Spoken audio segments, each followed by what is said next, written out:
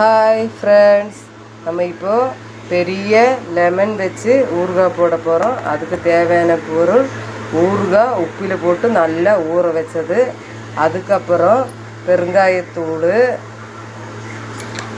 அதுக்கப்புறம் வெந்தயமும் கடுகும் வறுத்து பொடிச்சு வச்சது, அப்புறம் தேவையான அளவு மிளகாத்தூள். இப்போ நமக்கு தேவையான அளவு நான் எடுத்துருக்கிறது இதையும் நல்லெண்ணெய். எப்படி பண்ண போகிறோன்னு பார்க்கலாம் வாங்க. ஹாய் ஃப்ரெண்ட்ஸ், இப்போ நல்லெண்ணெய் ஊற்றி நல்லவான காஞ்சிருச்சு. அதுக்கப்புறம் ஒரு டீஸ்பூன் கடுகு போட்டோம்.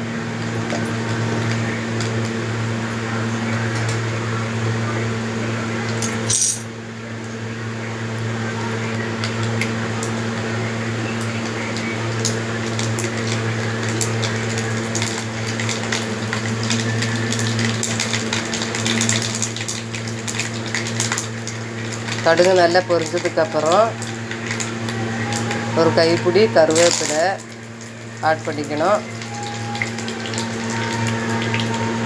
அப்புறம் தேவையான அளவுக்கு மிளகாத்தூள் ஆட் பண்ணிக்கணும்.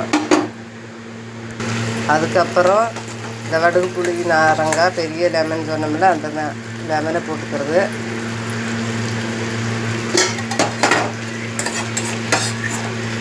போட்டதுக்கப்புறம் நல்லா எண்ணெயில் ஊற வச்சுக்கிறோம்.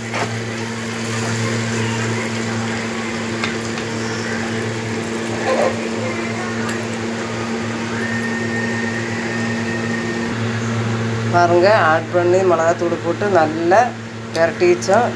தேவையான அளவு வெந்தய பவுட்ரு, வெந்தயத்தூள் போட்டோம்.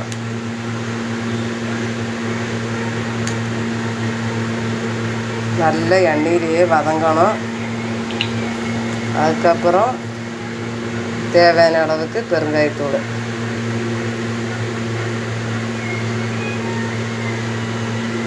தேவையான அளவுக்கு உப்பு போட்டுக்கோங்க. நான் ஏற்கனவே லெமனில் உப்பு போட்டு வச்சுருக்கறனால நான் இப்போ போடலை.